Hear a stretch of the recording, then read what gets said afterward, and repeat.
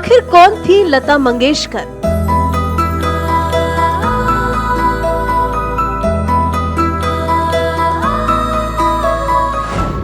कैसे लता मंगेशकर बनी सुर साम्राज्ञी?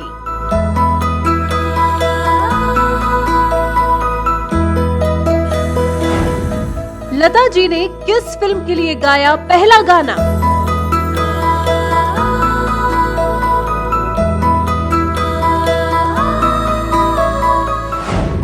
लता जी को किस गाने से फिल्मों में पहचान मिली?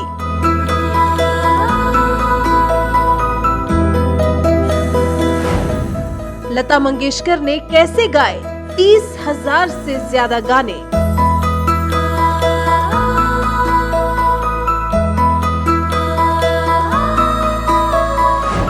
आखिर क्यों लता मंगेशकर ने शादी नहीं की?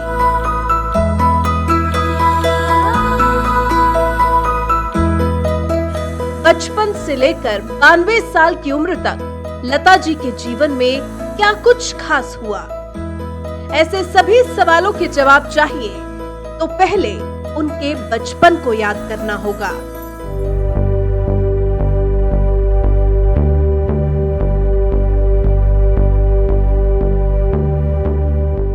लता मंगेशकर का जन्म 28 सितंबर 1929 को इंदौर मध्य प्रदेश में हुआ था।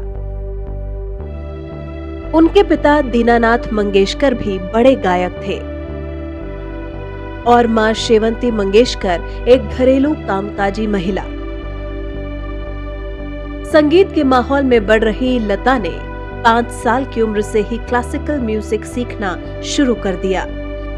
लता के साथ साथ उनकी तीनों बहनें आशा, उषा और मीना भी गायन सीखती थी। लता जी को बचपन से सब हेमा नाम से बुलाते थे।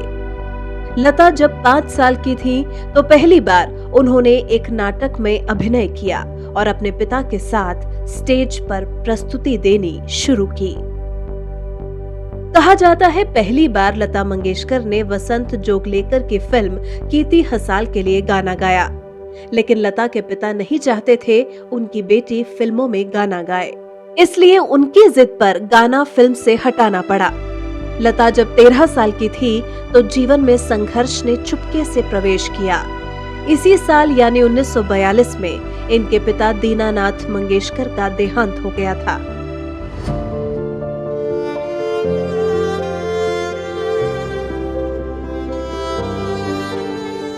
बड़ी होने के चलते परिवार की सारी जिम्मेदारी लता जी के कंधों पर आ गई थी, इसलिए उन्होंने पैसों की खातिर हिंदी और मराठी फिल्मों में अभिनय किया। अभिनेत्री के तौर पर उनकी पहली फिल्म थी मंगला गौर। इसके बाद उन्होंने माझे बाल, चिमुकला संसार, गजभाऊ, जीवन यात्रा, बड़ी माँ जैसी फिल्मों में भी काम किया। इस फिल्म में लता ने खुद की भूमिका के लिए गाने भी गाए। नवयुग चित्रपट फिल्म कंपनी के मालिक और उनके पिता के दोस्त मास्टर विनायक ने लता मंगेशकर और उनकी बहनों को संभाला। साथ ही लता मंगेशकर को एक गायिका और अभिनेत्री बनने में मदद की।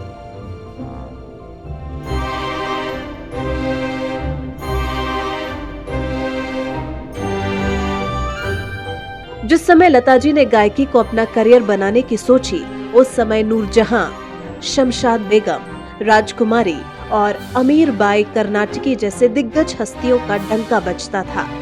लता की आवाज काफी पतली थी, इसलिए शुरू में म्यूजिक डायरेक्टर उनसे गाना गवाने से भी कतराते थे। 1947 में वसंत जोगलेकर ने फिल्म आपकी सेवा में लता को पहली बार प्लेबैक सिंगिंग का मौका दिया। इस फिल्म के गानों से लता की चर्चा शुरू हुई, लेकिन लता को बड़ा ब्रेक मिला साल 1949 में आई फिल्म महल से। फिल्म का गाना आएगा आने वाला लता के करियर में मील का पत्थर साबित हुआ। ये गाना उस वक्त की सबसे उभरती और खूबसूरत अभिनेत्री मधुबाला पर फिल्माया गया था। फिल्म महल के बाद लता ने कभी पीछे मुड़कर नहीं देखा। हालांकि उस दौरान लता जी सुबह 6 बजे घर से निकलती थी तो दूसरे दिन सुबह 3 बजे ही रिकॉर्डिंग कर घर लौट पाती थी, लेकिन 3 घंटे बाद फिर से ट्रेन पकड़कर रिकॉर्डिंग स्टूडियो में होती थी।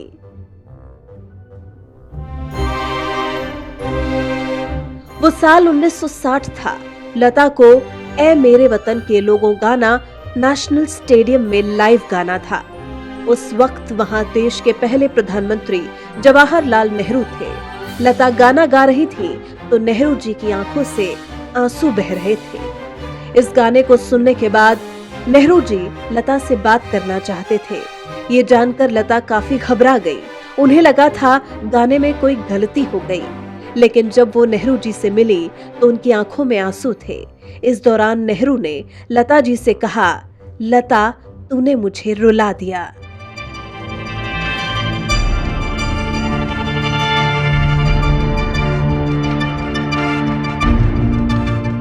एक सवाल बार बार उठता है कि लता मंगेशकर ने शादी क्यों नहीं की, तो इसका जवाब उन्होंने खुद साल 2011 में अपने जन्मदिन पर एक इंटरव्यू के दौरान दिया।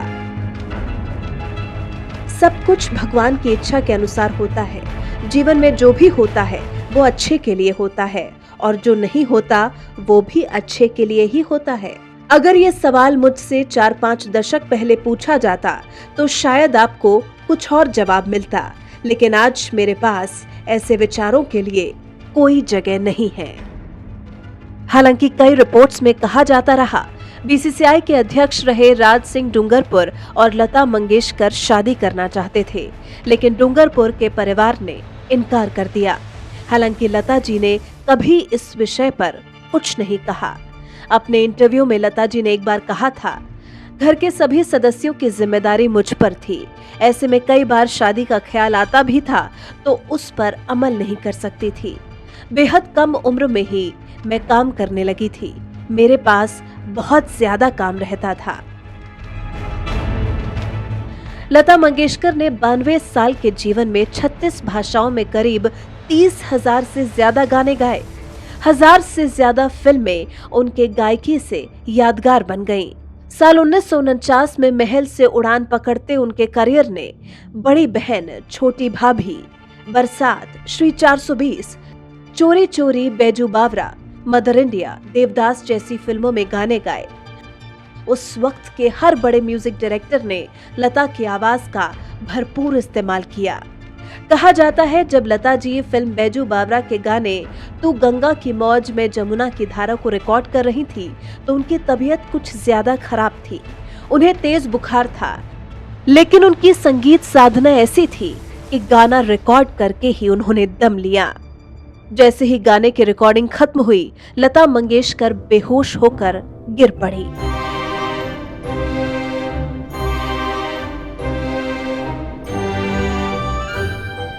लता जी का सिंगिंग सफर दशक दर दशक लगातार चलता रहा। 60 के दशक में लता जी ने मुगले आजम, 20 साल बाद, भूत बंगला, पति पत्नी, वो कौन थी, दो रास्ते, मिलन और शागिर्द जैसी अनेक फिल्मों में सुपरहिट गीत गाए जो आज भी लोगों की जुबान से उतरते नहीं हैं। 70 के दशक में भी उनकी हिट फिल्मों का कारवां चलता रहा। इस दशक में पाकीज़ा, प्रेम पुजारी, अभिमान, लैला मजनू, अमर प्रेम, कटी पतंग, आंधी, कोरा कागज और सत्यम शिवम सुंदरम जैसी अनेकों फिल्मों में उन्होंने पार्श्व गायन किया। 80 का दशक भी लता जी के लिए जबरदस्त रहा। कर्ज, एक दूजे के लिए, सिलसिला, प्रेम रोग, हीरो, राम तेरी गंगा मैली, चांदनी, नगीना, राम लखन और मैंने प्यार किया जैसी फिल्में उनकी गायकी से इस दशक में संवरी। हालांकि इसके बाद 90 के दशक से उन्होंने प्लेबैक सिंगिंग कम कर दी थी।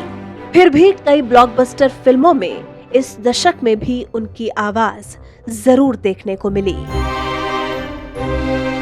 इनमें रुदाली, 1942 अ लव स्टोरी, लम्हे, डर, दिलवाले दुल्हनिया ले जाएंगे और हम आपके हैं कौन जैसी फिल्में इसी दशक में आईं, जिनके गाने युवा पीढ़ी के सिर आज तक चढ़े हुए हैं। 2000 के दशक में भी लता जी की आवाज से सजी कुछ फिल्में आईं। इनमें मोहब्बतें, कभी खुशी कभी गम, मुझसे दोस्ती करोगे, वीर ज़ारा जैसी फिल्में शामिल रहीं। लगभग 80 साल के सफल संगीत जीवन में लता जी को ढेरों अवार्ड्स मिले। साल 1958, 1962, 1965, 1969, 1993 और 1994 में उन्हें फिल्म फेयर अवार्ड्स मिले। 1972, 1975 और 1990 में मिला नेशनल अवार्ड। सन 1969 में पद्म भूषण सम्मान से लता जी को नवाजा गया। सन 1989 में फिल्म जगत का सर्वोच्च सम्मान दादा साहेब फाल्के पुरस्कार लता जी को दिया गया। साल 2001 में भारत सरकार ने लता जी की उपलब्धियों का सम्मान करते हुए देश के सर्वोच्च पुरस्कार भारत रत्न देकर उन्हें सम्मानित किया।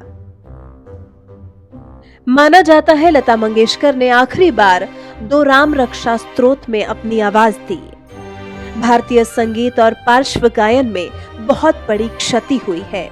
ये भी सच है उन्हें देख देख कर कई पीढ़ियां तैयार हुई हैं। आने वाली पीढ़ियां भी उनकी गायकी से इंस्पायर होती रहेंगी। वो लोगों के दिलों में अमर हैं और हमेशा रहेंगी।